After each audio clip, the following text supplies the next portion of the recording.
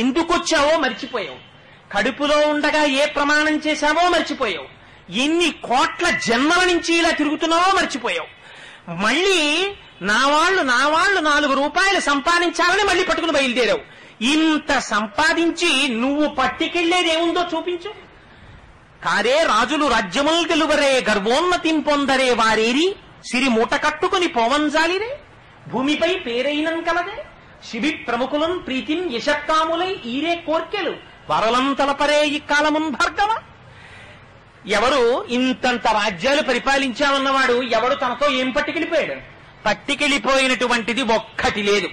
చిట్ట చివరన తన ఒంటి మీద కొత్త బట్ట కప్పి తాడు కట్టి కర్రల మీద పడుకోపెట్టి గడ్డిలో తీసుకెళ్లి పారేస్తే అక్కడ చిట్ట చివర తీసుకెళ్లిపోయేటప్పుడు పంపించేసేటప్పుడు ఆ కొత్త బట్ట కూడా తీసి పక్కన పారేస్తాడు.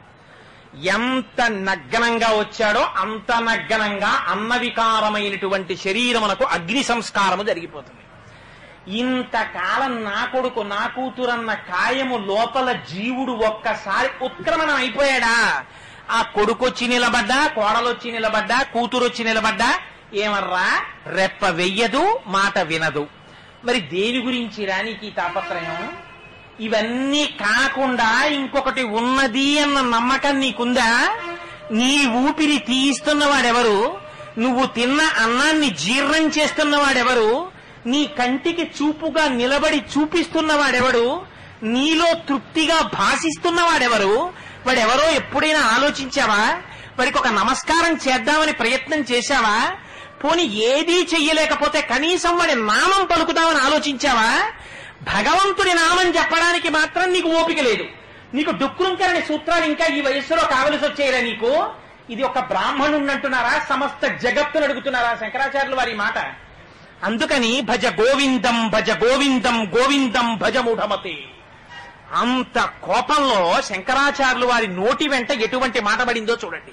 గోవింద గోవింద గోవింద అన్రా మూఢమతే సంప్రాప్తే సన్నిహితే కాలే నహి నహి రక్షతి డుక్రుంకరని. సంప్రాప్తే వచ్చేస్తోంది కాలం. ఎక్కడి నుంచి వచ్చేస్తోంది మృత్యువు?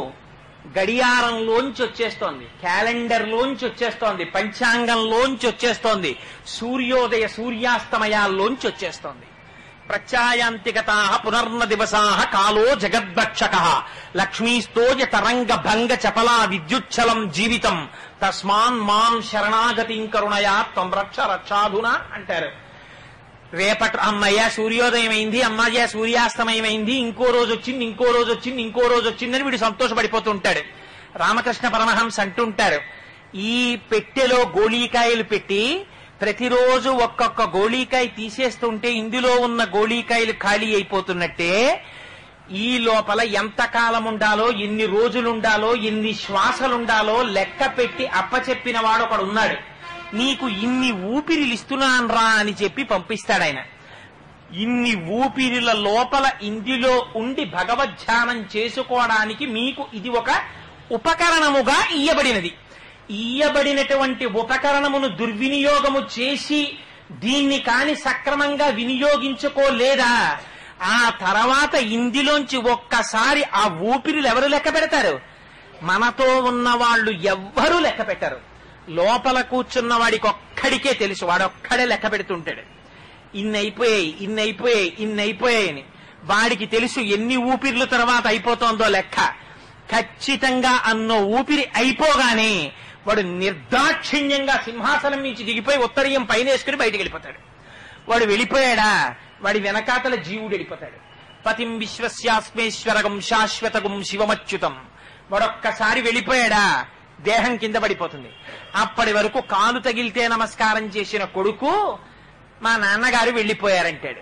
వెళ్ళిపోయారని తీసుకొచ్చి కొత్త కర్రలకేసి కట్టి పట్టికెళ్లి అవతల పారేస్తున్నాడు. పారేస్తుంటే ఇంకెక్కడుందిరా జీవితం? ఎంతకాలం బ్రతుకుతావో చెప్పు చూస్తాను. ఎంత డబ్బు సంపాదించాలి ప్రణాళిక ఉంది. పిల్లలకి పెళ్లి చెయ్యడానికి ఎన్ని సంవత్సరాల పాటు డబ్బు దాస్తే నెలకి ఇంత అని చెప్పున పెళ్లికి కావలసినటువంటి ద్రవ్యం సమకూడుతుందో ప్రణాళిక ఉంది. ఇన్నింటికి ప్రణాళికలు వేస్తున్నావే, నువ్వెంతకాలం ఉంటావో నీకు ప్రణాళిక ఉందా? నీకు తెలుసా? తెలియదే. తెలియనప్పుడు అన్నింటికన్నా ఇది చాలా ముఖ్యమే. అయినప్పుడు ఎంత సమయాన్ని భగవంతుని యొక్క నామము చెప్పడానికి నువ్వు వెచ్చిస్తున్నావు? ప్రయత్నపూర్వకంగా మిగిలినటువంటి సమయమంతా కుటుంబానికి ఇస్తే వాళ్ళు నీతో వచ్చేది లేదు. కాయము వీడి జీవుడతి కంపిత చిత్తత నెగుచుండ. వాడు వెళ్ళిపోతున్నప్పుడు ఒక్కళ్ళు రారు వెనకాతల. వచ్చేది ఏదైనా ఉంటే తన పుణ్యమే తనతో వస్తుంది. నీ పుణ్యం నువ్వు లెక్క పెట్టకుండా ఎవరిని భగవంతుడి నామం చెప్పడానికి ఎంత సమయాన్ని ఉపయోగిస్తున్నావు? ఇది శంకరాచార్యుల వారి ప్రశ్న. నహి నహి రక్షతి డుక్రూంకరణి. ఉరే, నేను ఇంత వ్యాపారం చేశానంటావు, ఇంత ఉద్యోగం చేశానంటావు, ఇంత విద్య ఆర్జించానంటావు, ఇవన్నీ నీతో వస్తాయనుకుంటున్నావా? ఇవేవీ నీతో రావు. నీ వెనకాతల వచ్చి నిన్ను రక్షించగలిగినటువంటి వాడు ఎవరైనా ఉంటే కేవలము భగవానుడొక్కడే రక్షించగలడు. వాడికి ఉన్నటువంటిదేమిటి? అపారమైన కరుణ. అందుకే భగవంతుని గురించినటువంటి ప్రార్థనా శ్లోకం ఎక్కడ చెప్పండి? ఒకటే శ్లోకం. అమ్మవారి గురించి చెప్పండి, అవ్యాజ కరుణామూర్తి. ఆవిడికో కారణం ఉండదు ఆ కరుణకి, అంత దయ అమ్మకి. స్వామి గురించి చెప్పండి, స్వామి ఏమిటి? ఎప్పుడు దయామూర్తి, ఆయనకి ఎప్పుడు దయ. అంత దయ కలిగిన వాడెవరు? ఒక్క భగవానుడొక్కడికే ఆ దయ ఉంటుంది. అంతవరకెందుకండి? రేపటి శ్లోకంలో మన బతుకేమిటో బయట పెట్టి చూపిస్తారు శంకరాచార్యుల వారు. యావత్విత్తోపర్జన సక్త స్థవన్ నిజ పరివారో రక్త అన్న చోట అంటి పెట్టుకుని లోపల ఉండేటటువంటి వాడు పరమేశ్వరుడు తప్ప వేరొకడు ఎవ్వడు ఉండడు. ఎవడి పని తీరిన తరువాత వాడు వెళ్ళిపోతాడు. కొడుకైనా అంతే, కూతురైనా అంతే, అల్లుడైనా అంతే, భార్య అయినా అంతే, ఎవరైనా అంతే. ఈ సంబంధాలన్నీ అతి కృతకమైనటువంటి సంబంధములు. విడిపోతున్నప్పుడు వెంట వచ్చేటటువంటి వాడు ఎవ్వరూ లేడు. భాగవతంలో నిర్దాక్షిణ్యంగా చెప్పేస్తారు. ధర్మరాజుతోటి నారదుడు చెప్తాడు, ఇన్ని రకాలుగా భగవానుడు రక్షిస్తాడో తెలుసా?